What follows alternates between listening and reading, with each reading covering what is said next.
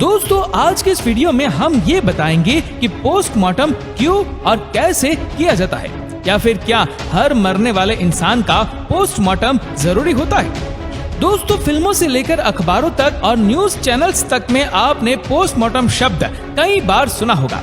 ये वो side effect तरीका है जिसे ये पता लगाया जा सकता है कि आखिर जिसकी मौत हुई है उसके मरने की असली वजह क्या थी। इन सब सवालों के जवाब जानने के लिए बने रहे हमारे साथ वीडियो के अंत तक। दोस्तों पोस्टमार्टम मरने के बाद की जाने वाली एक सर्जरी है जहां पर कई तरह की बातें सामने आती है। इसमें सबसे पहले चीज ये है कि पोस्टमार्टम अपने मन से नहीं किया जा सकता, बल्कि इसके लिए मरे हुए इंसान के घर वालों की इजाजत लेना जरूरी है। लेकिन कई बार ऐसी सिचुएशन भी आ जाती है कि जहां मरने वाला व्यक्ति अनजान है और उसका कोई भी जानने पहचानने वाला सामने नहीं आता। ऐसी सिचुएशन में बिना घर वालों के परमिशन के ही पुलिस पोस्टमार्टम करवा देती है ताकि मृतक की मौत का कारण पता लगाया जा सके, या फिर अगर मरने वाला व्यक्ति संदिग्ध है तभी पुलिस की राय लेकर पोस्टमार्टम किया जा सकता है।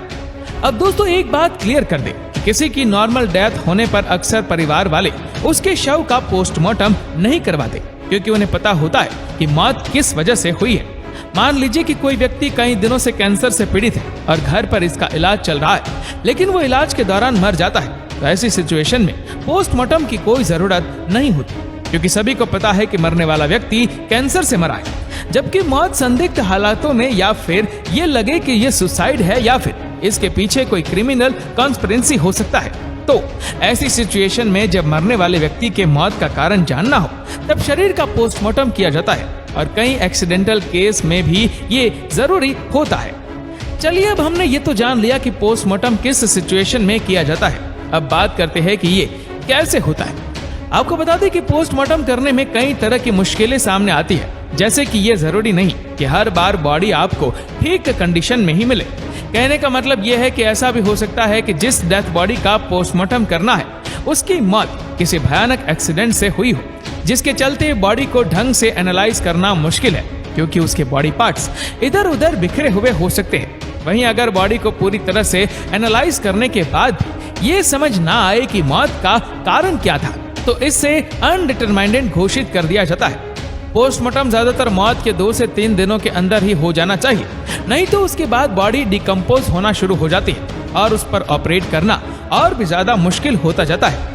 पोस्टमार्टम के लिए कोई भी शरीर जब आता है तो सबसे पहले उसका एक्सटर्नल एग्जामिनेशन किया जाता है। एक्सटर्नल एग्जामिनेशन में सबसे पहले जिस हालत में शरीर आया है उसी हालत में शरीर की तस्वीरें खींची जाती है, ताकि बाद में शुरुआती का रिकॉर्ड रखा जा सके। इसी के साथ ही शरीर पर बने टैटू और मास्क को भी रिपोर्ट में लिखा जाता है, जिसके बाद ब्लड और नाखूनों के सैंपल लिए जाते हैं और उन्हें आगे जांच के लिए भेज दिया जाता है। ब्लड के साथ ही आंखों के लिक्विड को भी जांच के लिए भेजा जाता है। इन दोनों ही चीजों से आपके शरीर में अल्कोहल लेवल और ड्रग्स होने का पता चलता है, जिसे जांच थोड़ी आसान हो जाती है। इसी के साथ ही फिंगरप्रिंट को भी अलग से रिकॉर्ड करके रखा जाता है। वहीं अगर बॉडी ज्यादा डिकम्पोज हो गई हो और फिंगरप्रिंट लेना मुश्किल हो रहा हो तो एक डॉक्टर उसके हाथ की स्किन को इस तरह से निकाल देता है कि वो एक ग्लव की तरह पहनी जा सके, जिसके बाद वो उसे पहनकर फिंगरप्रिंट ले लेता है। आपको ये तरीका अटपटा लगेगा, लेकिन हमें ये नहीं भूलना चाहिए कि ये सभी ट्रेंड प्रोफेशनल है जो सिर्फ और सिर्फ अपना काम कर रहे हैं। एक्सटर्नल एग्जामिनेशन में इन सभी चीजों के साथ साथ बालों का भी सैंपल लिया जाता है और आखिर में एक एक्सरे होता है। इस एक्सरे से भी काफी चीजें पता चलती है, जैसे कि अगर किसी को गोली लगी थी तो गन पाउडर सबसे ज्यादा इकट्ठा कहाँ हुआ, और अगर कोई हड्डी टूटी है तो उस पर जो कट है वो क्या किसी हथियार से किया गया है या फिर नेचुरल है। इसी के बाद मृतक के शरीर से उसके कपड़े निकालकर इसे पूरी तरह से नंगा कर दिया जाता है और उसकी पीठ के नीचे एक रबर या फिर वुडन ब्लॉक लगाकर उसके शरीर को छाती से ऊपर उठाया जाता है। अब अगर वो किसी मर्द का शरीर हो तो इस पर वाई शेप का कट लगता है और औरत के लिए यू शेप। ये कट आपके कंधे से शुरू होकर प्यूबिक बोन तक जाता है, जिसके बाद डॉक्टर ऊपर की स्किन और बाकी के लेयर्स को निकालकर इस हिस्सों को पूरी तरह से खोल देते हैं। इसके बाद शरीर के अंदर ही लैरिक्स, फूड पाइप और हार्ट बीट को अलग कर दिया जाता है। इसके बाद डॉक्टर शरीर के हार्ट और लंग्स जैसे इंपॉर्टेंट पार्ट तक पहुंचते हैं। फिर धीरे धीरे करके दिल, स्मोक, इंटेस्टाइन, पेट और सभी जरूरी ऑर्गन्स को कट लगाकर शरीर से बाहर निकाल दिया जाता है।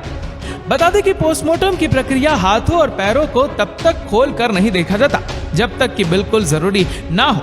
निकाले गए पार्ट्स को अच्छे से वजन किया जाता है, और ऐसा इसलिए क्योंकि कुछ बीमारियां इस तरह की होती है जिससे ऐसे हिस्से का वजन कम या फिर ज्यादा हो सकता है। इसके बाद स्मॉल इंटेस्टाइन और पेट में खाने की मात्रा चेक की जाती है। इसी से ही ज्यादातर डॉक्टर्स अंदाजा लगाते हैं कि आदमी की मौत कब हुई होगी।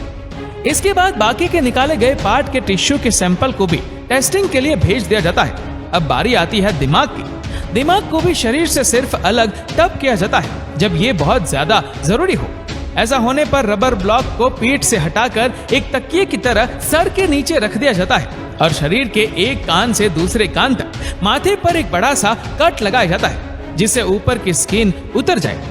स्किन उतरने के बाद स्कल को खोला जाता है और ऐसा करने पर एक पॉप साउंड सुनाई देती है। स्कल को अलग करने के बाद सबसे पहले दिमाग को स्पाइनल कोड से अलग करके निकाल दिया जाता है। इसके बाद ब्रेन टिश्यूज की जांच की जाती है ताकि अल्जाइमर्स जैसी बीमारियों के संकेतों को देखा जा सके। शरीर के बाकी पार्ट्स को भी डॉक्टर चाहे तो टॉक्सिकोलॉजी और क्रोमेटोग्राफी के लिए आगे भेज सकते हैं, लेकिन ये सब ज्यादातर तब किया जाता है जब डॉक्टर्स को शक हो कि इंसान को जहर देकर मारा गया है।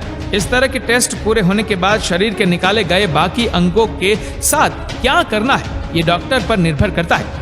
ज्यादातर केसेस में सभी अंगों को वापस उनकी जगह पर रखकर बॉडी को स्टिचेस की मदद से वापस बंद कर दिया जाता है, लेकिन कभी कभी डॉक्टर्स पूरे अंग या फिर कम से कम उसके कुछ हिस्से या फिर टिश्यूज को स्टोर करके रख देते हैं, और ऐसा तब किया जाता है जब मौत के पीछे का कारण स्पष्ट ना हो पाया हो या फिर कोर्ट में कोई केस चल रहा हो, ताकि इन पार्ट को सबूत के तौर पर इस्तेमाल किया जा सके। इन पार्ट्स को स्टोर करते हुए खराब होने से बचाने के लिए फॉर्मलिन नाम के एक स्पेशल प्रिजर्वेटिव में डुबा कर रखा जाता है।